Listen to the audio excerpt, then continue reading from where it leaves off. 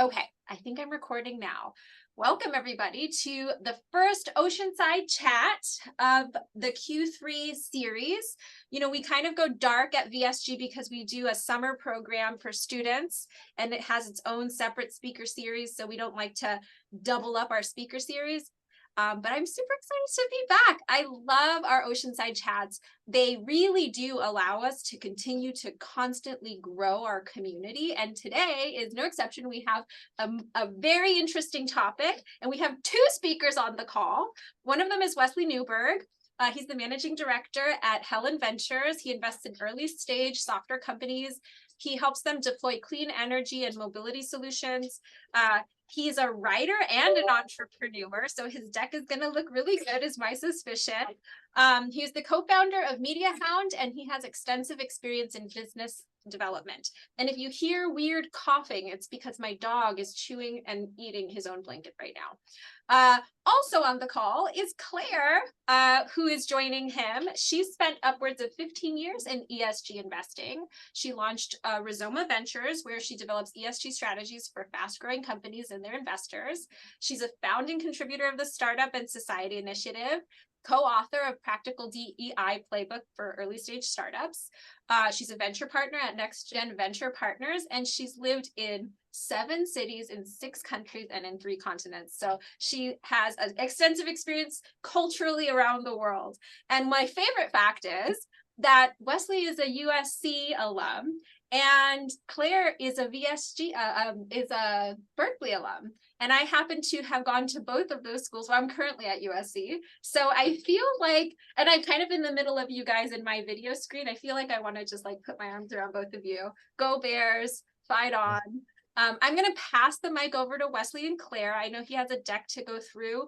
The format today is basically pay attention. And if you guys have questions, drop them in the chat, raise your hand. And I'm not sure if Wesley will pause for questions, but this is an interactive opportunity. We're very informal at VSG. We really just want to get you guys all to know each other and to learn a little bit today about ESG. So I'm going to pass it to Wesley. Take it away. Hello, I'm Wesley Newburg. I'm a VC here in Southern California. I live in Orange County, but spent many years in LA, where we built our company.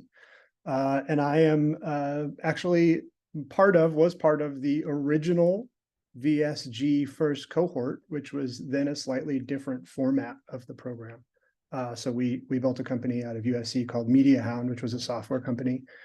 We sold it about a year ago, and then I started investing in pre-seed and seed stage software companies that make us smarter about how we deploy clean energy and EV, or kind of new mobility infrastructure.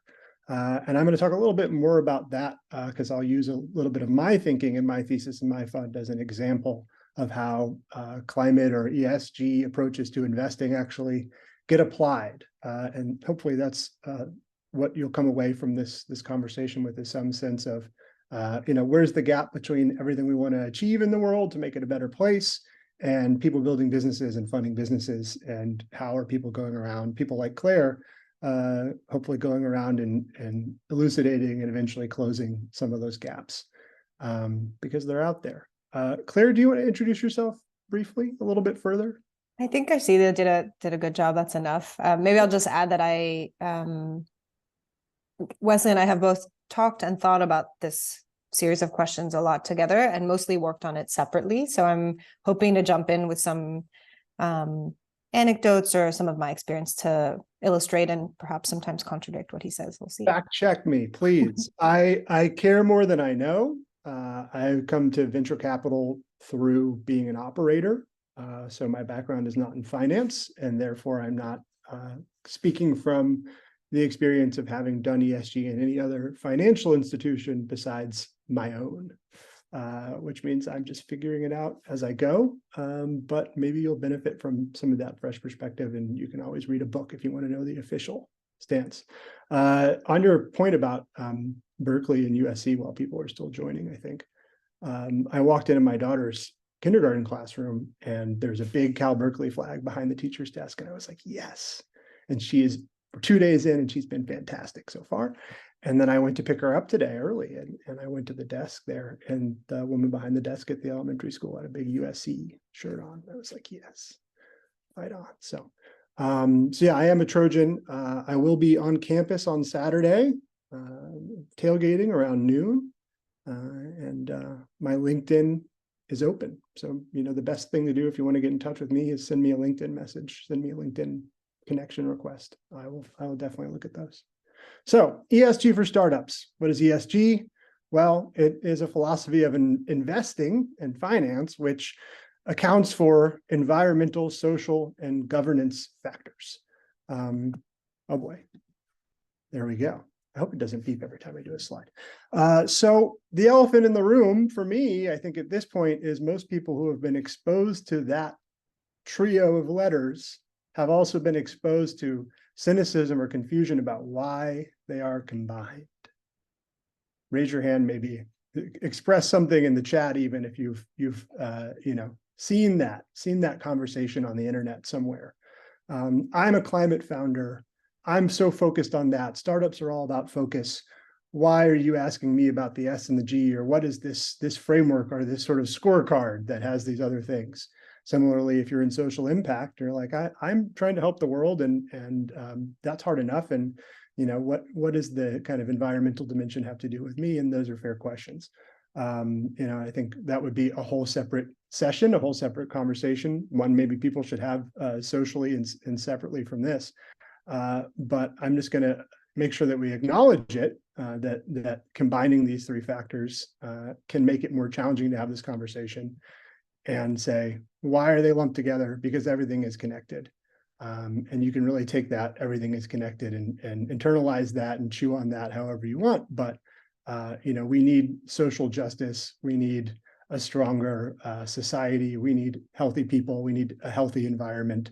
We need to understand the overlap of the social dimension of this and the environmental dimension of it. And then the governance is how it gets done, and how companies actually operate and live up to these things. I'm going to assume that this audience is almost entirely early stage entrepreneurs, or people who are interested in early stage entrepreneurship, which means most likely you don't really have a board. No, right? Maybe some of you have a board, or a small board, an advisory board. Governance has a lot to do with your board. And when you participate and get further along and raise Series A, and that VC, that lead VC joins your cap table and joins your board in a big way, you'll start to be aware of this. And then it only goes from there to the point of public companies. So, how do you get aligned? When we talk about governance, how do you get aligned with your investors so your vision for what you want to do in the world you want your company to contribute to is aligned with them? That's a big question. We won't dwell on that too much today because it's probably not super relevant to you, but that's where the G kind of picks up and gets going for a lot of folks. And there's some other things there as well. Why should you care about ESG if you're an early stage startup? You're just trying to find product market fit. You just want to raise money. You just want to build your business. And I've been there, so I totally hear you. Here's why you should care. The facts, and then we'll get to the opinions. Raising money. Here's the question. This is a recent PitchBook VC survey. Have you ever declined to make or recommend an investment due to ESG concerns? You've got 36% of these PitchBook VCs, which is a good sample size, saying yes as part of pre-diligence screening for potential investments. To even really get into the full process, we're saying we're looking at this. Then you've got yes after due diligence progressed. That's almost scarier. That means they've not really got a system for finding potential issues, ESG concerns built into their really nitty-gritty evaluation process. And then you got people who said yes, both before and after diligence, So basically we're screening, and even after we screen, we're evaluating. And then 39% still said no, right? Now, it's not, to say that they never will. This was framed as, have you ever, in a backward-looking way. So this is something VCs are thinking about and caring about increasingly. If you're a climate tech startup, like the companies I talk with, you're probably doing ESG. That's part of who you are already. If you're adjacent in any way to any of these areas that we're going to talk about today, then you're already aware that you have some sort of footprint or impact. We need to measure that. We need to understand it. We need to be communicating with VCs about it if we're going to raise money. Selling your company. This actually shocked me. It truly did when I saw this recent headline in an ESG blog, ESG Today. So over half of M&A deal makers have canceled deals on ESG due diligence findings. This comes from a KPMG survey of like real active M&A practitioners, private equity investment banking, people who buy and sell companies like yours will be hopefully one day. This is huge. I mean, and maybe a lot of it actually, if you dug in, is in the G area or in some particular, S areas of ESG. I'm not sure how many of these would be like, oh, you have high carbon emissions, we're no longer going to buy this company. That's a world we want to live in, maybe, if we're concerned about that, but it's probably not the world we live in today. But that's big, and the survey actually goes on. The survey tells us much more. So that's the first stat expressed as it was in the survey, that 51%, so it's just over half of M&A practitioners said ESG can kill a deal. But 61% said they would pay a premium for basically good ESG, right? If I'm buying your company to combine with another company and you're bringing an ESG factor that's good and positive and aligned for that acquiring company, 61% would pay you more for your company. You'd get more money out of that deal. And 74% now have ESG in their sort of M&A agenda, in their checklist. Eventually we will get to 100%. I have no doubt about that in my mind. How long it'll take to get that last, 5 or 10% could be a long time. But that's sort of where it's going. Can I jump in, Wesley? Sorry. Please. Just wanted to add a note about that previous slide. I was talking recently to a buddy who works mainly with a lot of private equity companies and helps them when they're doing industry roll-ups, et cetera. And he's, his view, this is not extremely original, but it was great to hear it from him, that ESG is also just a good proxy for governance across the company, right? Not only is your board set up well, but do you generally have good solid systems? Do you have accountability built into your company? Like, are decision-making processes clear? Do they work? So there's more to it than I think what initially emerges as ESG, like have you done a carbon footprint, which is important for other reasons, but also more generally what it tells you about a company's organization and maturity. Hey, great point. Thank you, Claire, and please feel free to chime in. And I even know there's M&A practitioners on this call. Hi, Christian. You're my top person showing up on my screen. So thank you. Hey, Wes, how's it going?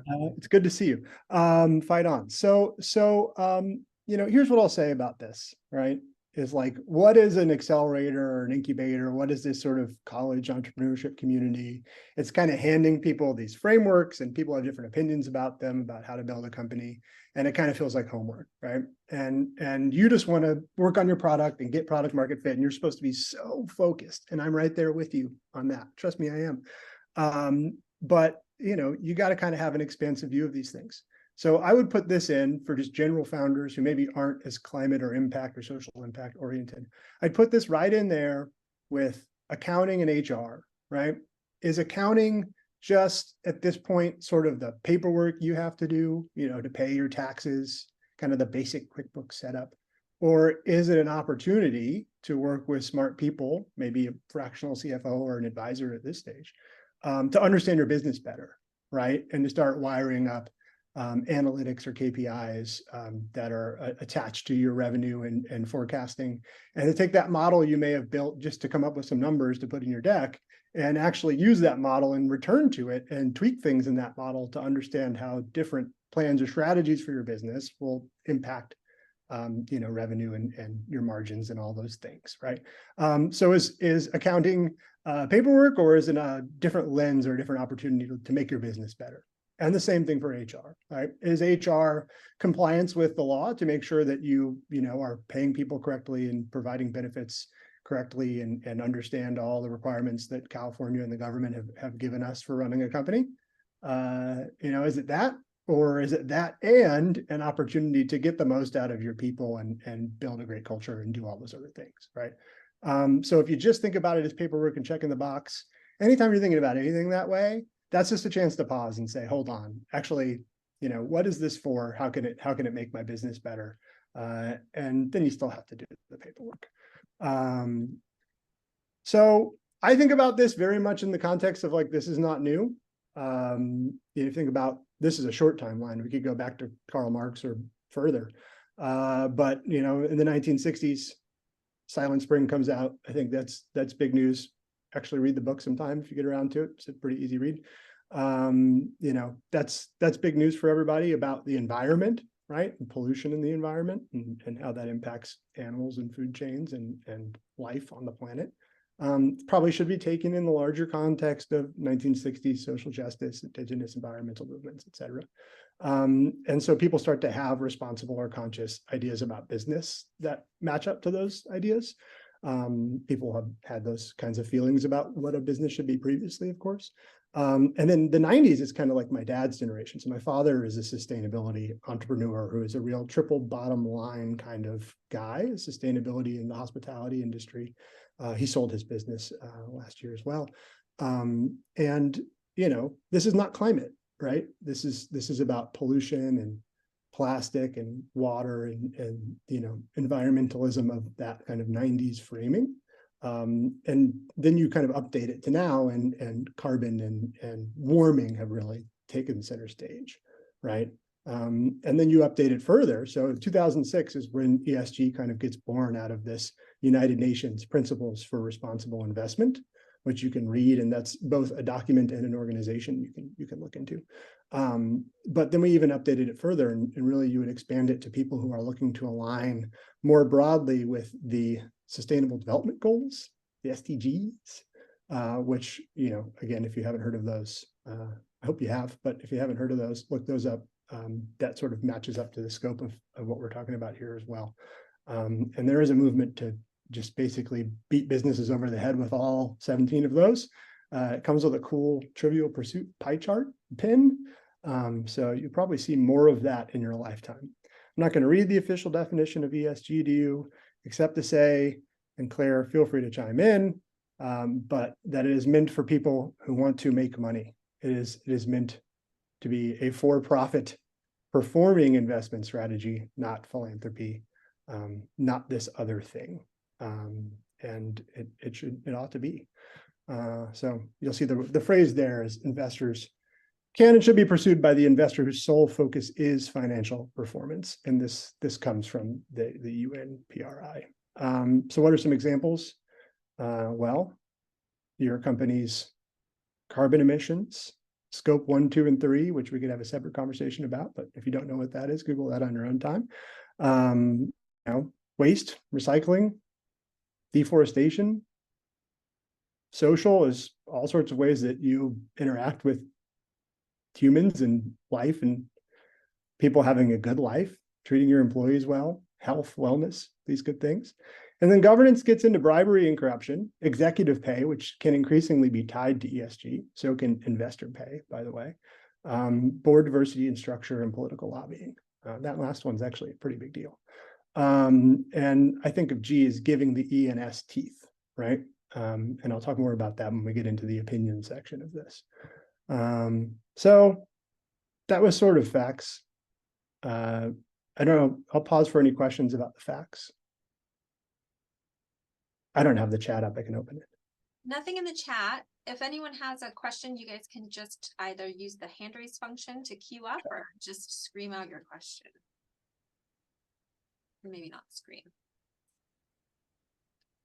No, okay. Feel free to chime in. Okay, investor inputs. So I'm an investor for over a year now, which granted isn't very long. It's been my job to invest people's money in early stage startups, as I described. That is overwhelming. It is quite a responsibility. And there is so much information on the internet about what's going on in the world and about different companies you need to have heard of and different trends and technologies you need to know about. And if you're a climate investor like me, you also need to understand how that adds up or aligns with our goals there. And the fact is that it doesn't, right? So this is sort of my first sort of explaining what I do / self-own, which is if you study the science, right, which in climate, certainly we have, but also around some of the social issues and health and different issues there. There's plenty of research and evidence you can turn to about outcomes for people and how businesses play a role in all different ways. The science will tell you what the problems are. And then, there's policy, right? The government is going to give us things like the Inflation Reduction Act or the rules of how you run a VC fund from the SEC and all other types of laws and regulations and subsidies and incentives, right? So everybody gets to know that. And then what you do with it is where it becomes your strategy and your proprietary answer to that question. So you would think, well, you set out to be a climate VC, Wesley, after you sold your unrelated software company. You wanted to go save the world. How would you be most impactful in doing that, right? And I took, educated myself on climate science and climate solutions quite a bit, took a big view of it, wanted to get involved in the sort of startup part of it because that's been my background. And then I did the sort of the least impactful version of that you can do, because when you look at the science and policy and you study all of the different solution areas, it turns out, and I knew this going in, that clean energy and mobility, especially mobility, are the two over-invested solution areas. So we don't have an optimal allocation, at least of venture capital, across all of the different solution areas in the environmental or climate side of ESG, right? If we had a centrally planned economy where the government just reads the science and looks at what's going on and then says, we're going to allocate this much money to solve this and this much money to solve this based on a ranked kind of priority list of the problems, it would look very different than how it looks. So how we end up with that and where you fit into that, if you are working on anything adjacent to ESG or want to include it in your company, that is kind of the topic for the next, let's say, 10 or 15 minutes, and then maybe we'll open it up. Anybody think of a question about ESG that's just like a basic, I don't understand what this is question? We totally welcome those. I have just a general question. Sometimes the startup world is leads in areas, but other times they follow. And I'm wondering how much of this is impacting kind of long-standing industries that are already operating. Perfect question. Thank you. Excellent question. This trickles down and filters down from public companies, right? And the ESG policies and analysis that is done for larger companies. And that's why it's so hard for startups to parse. If you go and look at, and I recommend doing this at the end of the deck, the largest companies that you want to model yourself after, or you want them to be your customer, or you want them to acquire you one day, the biggest company in your space, right? Their website, which you've probably been to, you probably haven't bothered to look at some of the ESG section of their website where they're going to go have these policies posted. And many, many, many of them will. And you can read about that. You can read about maybe their procurement and corruption and bribery policies, or in different places you'll find different things. But, that's the kind of stuff where companies make this content, analysts process this content, index funds or different investors attempt to do different types of ESG investment strategies. It could be green bonds, it could be ESG funds, or people who are doing ESG and P or whatever it is, right? And that all feels completely alienating, I think, to a seed stage founder.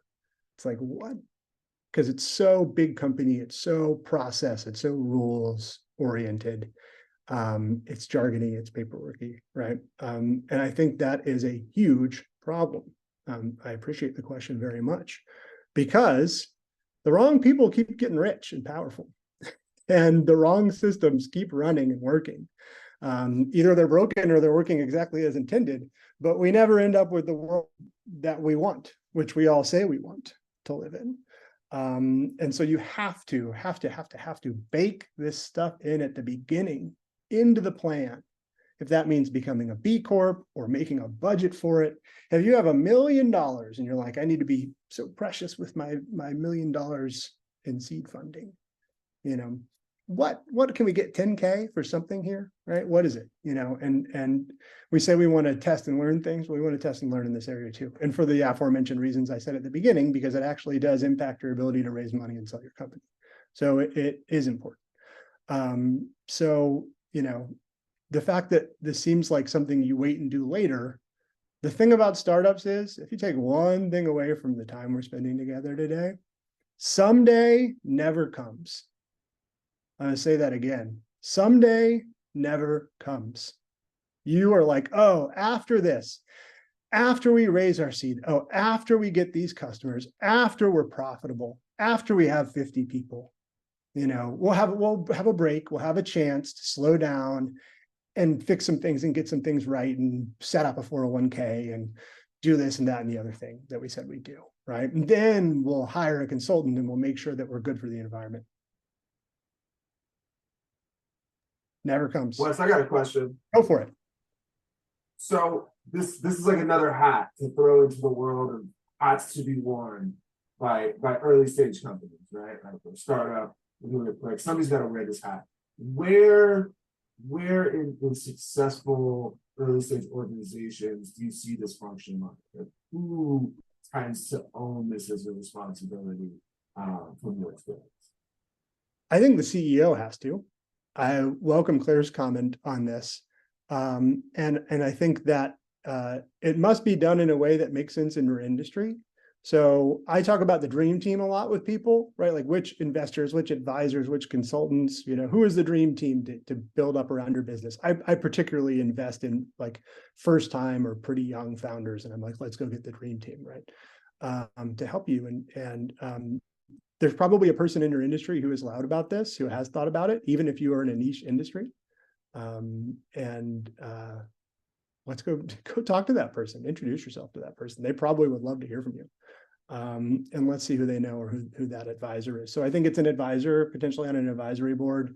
I think it's that person, you know, working with the CEO until there is maybe a COO or some other operationally focused person who can go implement this and systems around whatever the, you know, ESG intensive part of your operations or ERS intensive part of your operations would be, and own it at that kind of operational level. But then it really comes down to, okay, well, when you go and have that cap table and you have a board, is this, you know, your independent board person, or hopefully is it your first investor who comes on the board who is aligned with you, so that there is not a misalignment later when you do things that are good for the planet or good for people, which maybe your investors don't view as being quite as good for business. And you want to prevent that misalignment first and foremost. Claire, please. Christian, sorry if I missed this in your question. Were you asking specifically with like seed stage, early stage companies, or in general, where is it owned? Yeah, I think kind of like before the COO starts taking over some of these things, you know, if it's something that should be implemented at that stage, like who, you know, just who owns it? Yeah. Sit under a successful organization. I mean, just to add a little, I guess what Wesley said, I think it depends a bit on what your business is doing, right? So often the DEI component will be held by whoever oversees recruitment, and that is often the CEO in the beginning. You know, that early stage, you probably don't have someone focusing on talent, and certainly not internal if you have anyone.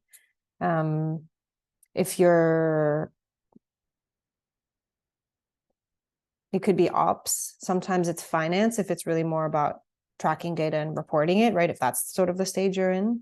So all this to say, like, non-answer, it could be anyone. It depends, because in a company that early, like, you might not even have separate people in those different functions. But I wish this were not true, but I have repeatedly found in small and in very large companies that essentially, tone comes from the top, and that's the truth also for ESG. Until this stuff is kind of mandated, it needs to come from. Yeah, it needs to come from how the founders, the folks building the business, like, want to build the business. So in a way, it's a big part of like culture and principles. Yeah, I'll tell an example, which is Charger Help. This is my Charger Help hat. This is a great LA-based company, which we invested in at Helene Ventures. And the founder, the CEO, his co-founder, who has a great background in EV charging. That's what the company does. They maintain and repair EV charging stations, public-facing ones. And her co-founder, Yvette, has this incredible HR and workforce development background. And that's a whole co-founder who contributes many things to that company. But one of them is DEI and workforce development and training people and creating green jobs and who works here. I imagine a lot of your startups or maybe software companies where you're not imagining you're going to have this big workforce. You want to make a lot of money without that many employees. Maybe your KPI is, revenue per employee. Keep it small, right? But when you're hiring so important, you're going to have a person besides the CEO. Maybe it's just the hiring manager for that job or the CTO, whatever the case may be, who is super invested in hiring, because you'll be so busy with investors and hiring and customers. Let's not forget customers. That really, for me, I'll talk about this later in the deck. Whoever's in charge of that, if it's your staffing firms, make sure they care about this, because the early stage appeal is mainly about the hiring boost that ESG gives you. You open up, and I'll move through some slides in a minute, but you open up a pool of the best talent, and I don't care what industry you're in, you open up the best talent when you embrace ESG. Publicly, officially, thoughtfully, deeply, measurably embrace ESG. You are bringing the best people to your business. That's just what you're doing. And that's probably the biggest benefit until Series A. And it is an enduring benefit, and it's why all the big tech companies like Google and Microsoft do this, partly out of the goodness of their hearts, I'm sure, and many of those CEOs do deeply care about this. But gosh, it's huge retention, and I mean, you can read on and on about that if you don't believe me. But all right, so we got to make all this into decisions. This is my job. It's challenging, rewarding, exciting.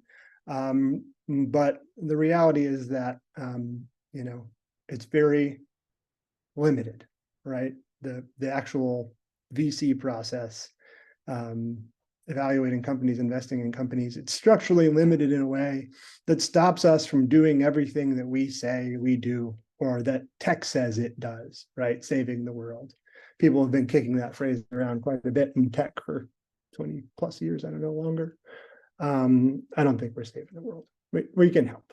And the reason for that is really structural, right? So you set out to invest money in startups, and you're going to have a fund size, which is likely going to more or less dictate or help dictate your check size. And you're going to focus on a particular stage, right? And so right there, I already decided, we're going to write small checks into pre-seed and seed stage companies, certain types of rounds, certain types of companies, right? And then from there, you're going to narrow it down to a category or some categories. There are generalist funds for sure. There are larger funds which invest in multiple stages and multiple industries. I've narrowed mine down quite a bit, right? It's just this clean energy and mobility kind of nexus around connected vehicles and electric vehicles, and how that changes, things we're going to do with fleets, and how that changes how we're going to basically go to scale up clean energy, and to an extent, the infrastructure, the grid, to get that out there, right? So it's pretty specific, and that's a thesis at that point, right? That's narrow. So this is the reason, and I think people probably know this, but this is the reason why if you send me a LinkedIn message after this chat and want to meet with me, I might say no, because I value your time and I value my time. And in the literal sense of the word, probably, you're probably not doing exactly what fits through this funnel or through these three targets for me, right? And this is why when you try to move from the previous slide, where we think about the world and all of its problems and the world we want to live in and how things should be better, and the science that tells us that, and the policy that guides us toward that, by the time you've taken all these steps and made your filter, that is your fund, and this is true for venture capital, it's true for private equity to an extent. By the time you've set all these rules and you've made your focus, which is what's supposed to make you so good at this, that you're an expert and you're focused, you've ruled a lot of things out, right? And we try to compare notes as an industry, but what ends up happening is sometimes a lot of things get ruled out by everyone, or certain things get ruled out by too many people. And then when we've done it and we're done, we look back and see what got funded and what got achieved. There's a lot of herd mentality and a lot of pattern matching, which prevents potentially an excellent idea from being funded by anyone, or enough companies working on that idea from being funded for us to get some shots on goal and get there, right? So you end up with everybody having a filter. You all, speaking to the founders who have joined us today, are just pouring the same or similar information into a bunch of different filters, who are VCs or people in the community who, maybe you're looking for grants from the government. Maybe there's some people in here who want to do a SIBR. Great. It's all these different funnels that are slightly different shapes and have slightly different rules or filters built into the funnels. And the reason I did this slide this way is for a very particular reason, which is it is not a funnel that goes from deck to check, right?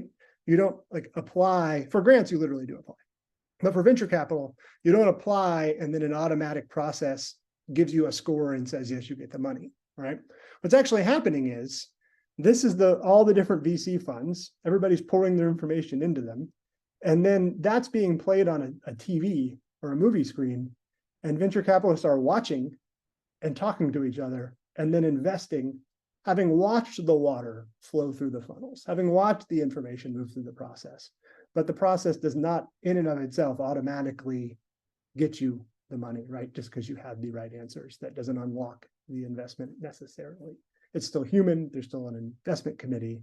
There's people, and it's political, and people change their minds and people have discussions about it. I think that's the most frustrating thing for technical founders, maybe founders coming from USC, want to commercialize some research, or people who are maybe in this kind of academic / entrepreneurship community, is like, hey, I got all the right answers.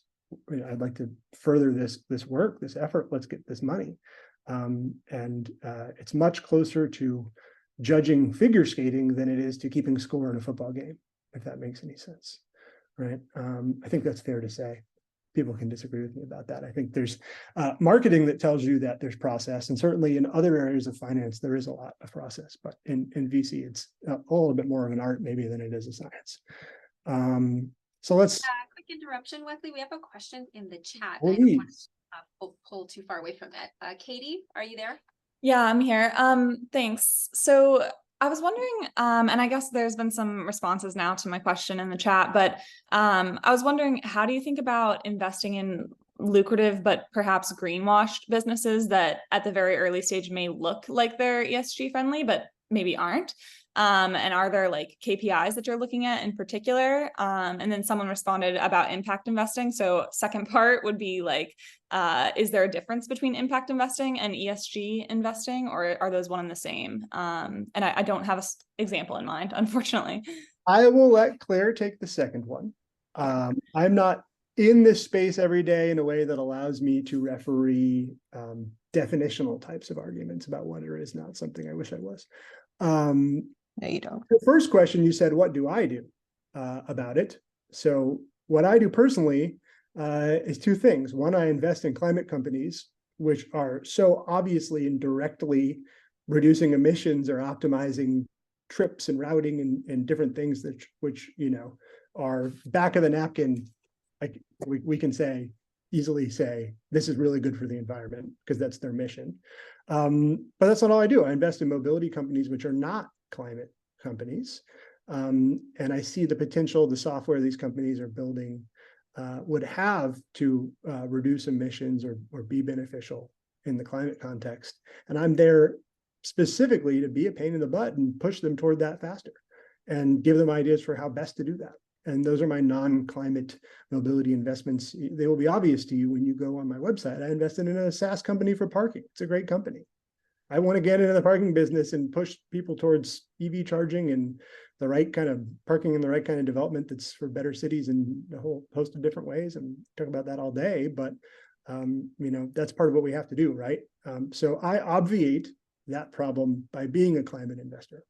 If you are not a climate investor, you have to be really smart and work with people like Claire.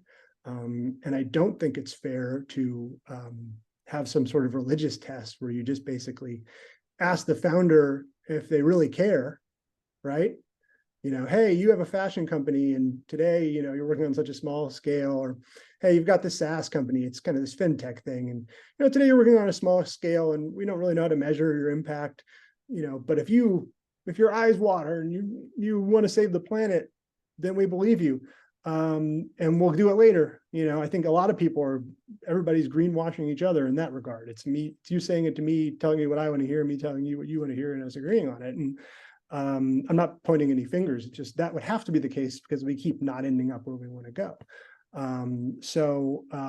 What to do about that, right? Well, have a systems approach, have an honest material approach to things, which is not so personality driven or, driven by those statements.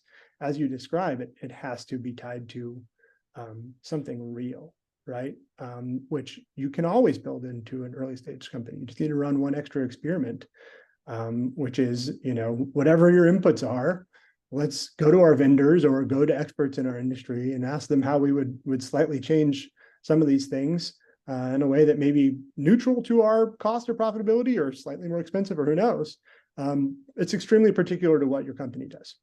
And anybody who's giving you advice, which is not particular to what your company does, is probably not giving you very good advice, right? If someone on this call, before we get to the 3 big takeaways, wants to 2 minutes tell us what a company does, and maybe someone on this call even has thought about this for their company, I welcome you now to do it, one person. I don't know if this actually dovetails into what you're talking about in this moment, but I know Selena has a question specifically about sustainable fashion related to ESG. Oh, I'll let her ask it now. Please. All right, thank you, Wesley, for sharing. That was really useful, informational. And I am working on I would say, fashion-related platform that use technology and also encouraging consumers to recycle fashion clothes, secondhand clothes, and that kind of to save penguins, save climate change. That big idea. I know obviously it fits into carbon emission in a way that is changing consumer behavior to maybe buy less or recycling the secondhand use of clothes. What do you think I would have fit into this ESG framework to the sustainable fashion, I guess? Absolutely. Yeah, absolutely. Yeah. And I come from mobility, so I perked up more on what you were saying about sort of recyclings and maybe returns and that area, right? The New Yorker just actually had a big piece on returns and the wastefulness of reverse logistics and returns in that entire industry, which for people who are just, not plugged into this, but broadly paying attention to things, I thought it was interesting that it rose to that level of attention. So reducing trips and reducing returns and quality over quantity in all sorts of ways with fashion, with consumer electronics, with CPG products is just huge. I want to point to a kind of awkward. Sorry, Wes. Go ahead. I want to. There's a little bit of an awkward fit in my view with a lot of consumer companies, is that there's fundamentally the most kind of climate positive thing you can do is consume less. So it's tricky to say we're selling a sustainable toothbrush when you're really you need people to buy the toothbrush, right? And ostensibly over time you're replacing some other maybe it could work out to in the end be kind of more impactful or less impactful, if you will, and more environmentally friendly, but it's a little, if you're essentially selling another good, it's a little bit hard in my view to say, to really be a net plus type company, especially for an investor with a climate thesis. I think it's possible, but it's tough. The returns component I think is different because that's, changing a process that's already happening and hopefully reducing that process's impact.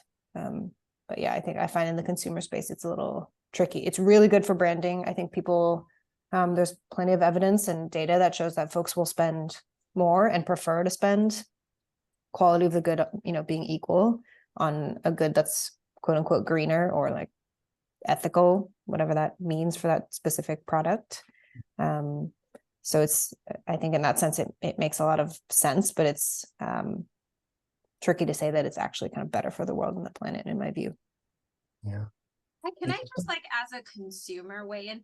I do feel very strongly about this, that oftentimes when it comes to real impact on the environment, you know, I sometimes feel like the bag gets handed to the consumer.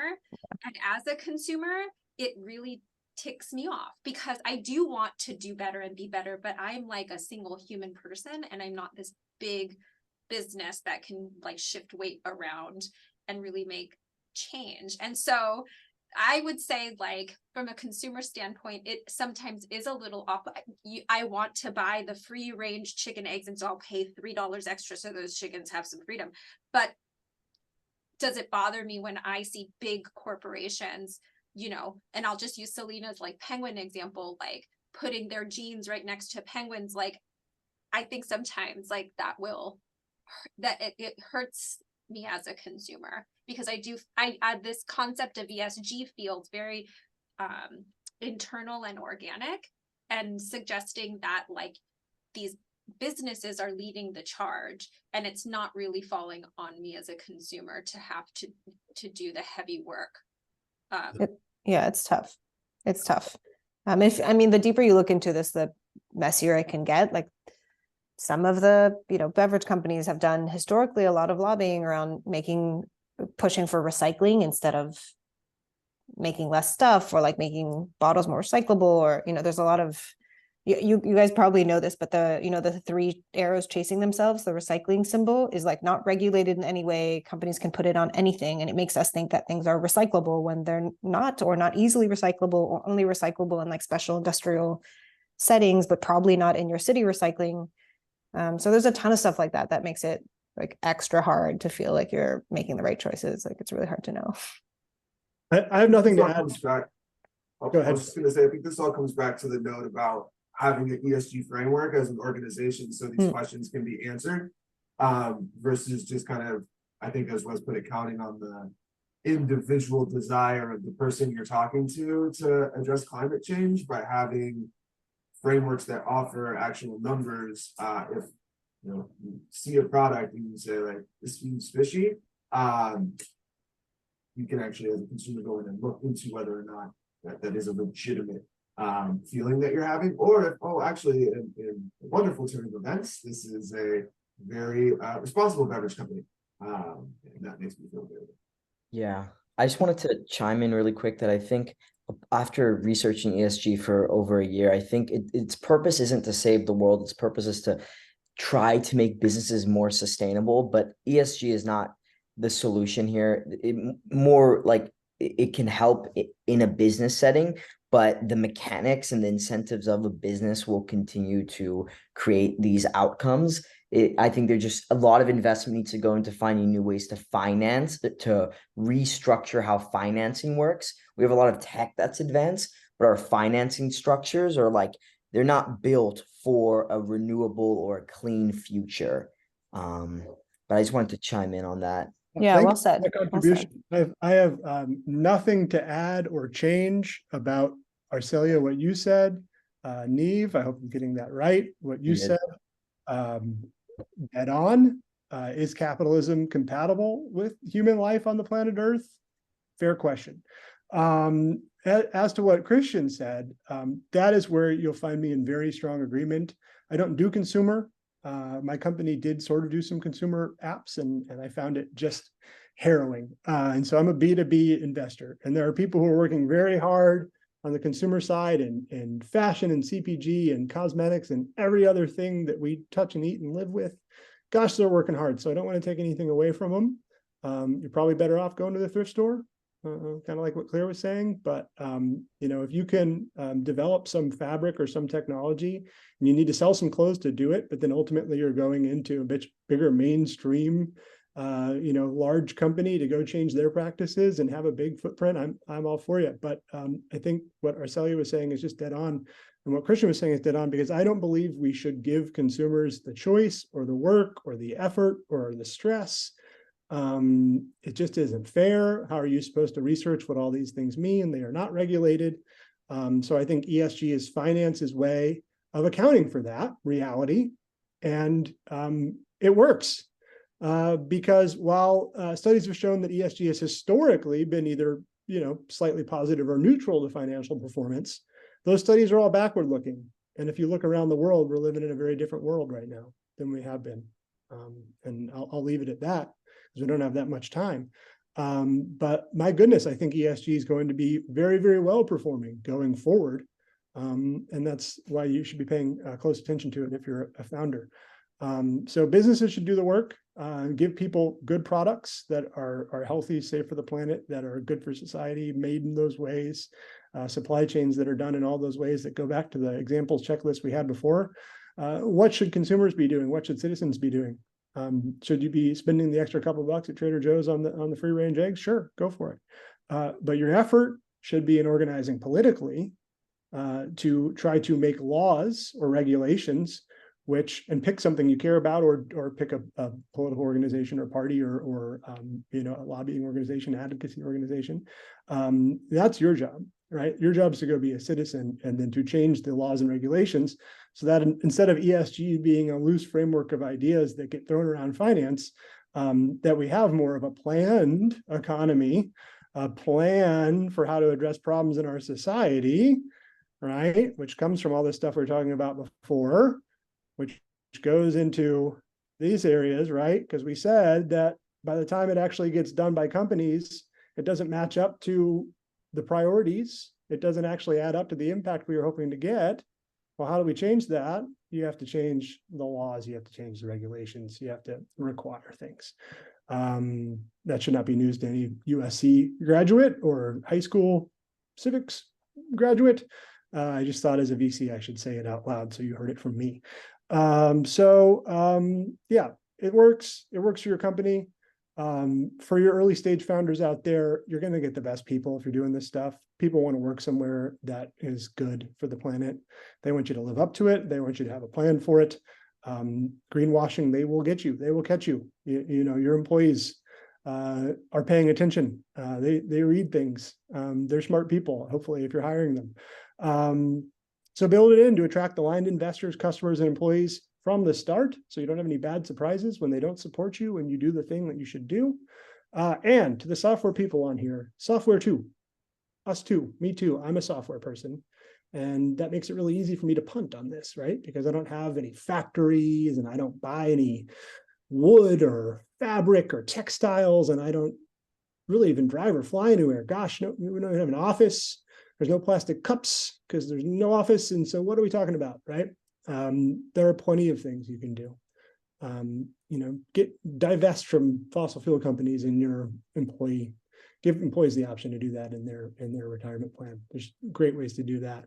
Commit to different, social aspects, DEI, giving back, whatever it is that you can do. And as we've been discussing quite a bit lately, activate your customers. Goodness. If they run their business on your software because you're a B2B SaaS company, good job, SaaS companies, keep it up. Then you have an almost moral obligation to show the customers in that industry right there in the same interface that you bring them for whatever it is you do, how to do better, and how to do better, especially in climate. I think you can. I think software companies can, even if you don't have any obvious levers to pull. So there you go. Concluding thoughts, anybody else? I have one just because we talked about it a little bit at length. When it comes to being a consumer and that responsibility, I do feel like ESG is like a pressure-based system, right? The pressure has to come from somewhere. A lot of the time, especially in the startup community, these founders are like birthing ideas. These businesses are their babies. And, in a Sophie's Choice moment, are they gonna choose to stick with ESG philosophy if it means the survival of their baby business, right? And so they themselves are almost a little bit like in that same vein, that pressured consumer to do something because they have this choice.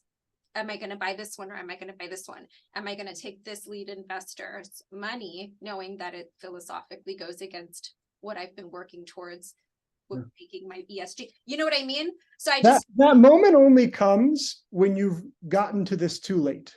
right? And so I really appreciate the question because it's so germane for the group I think we have today of people who are maybe earlier stage people.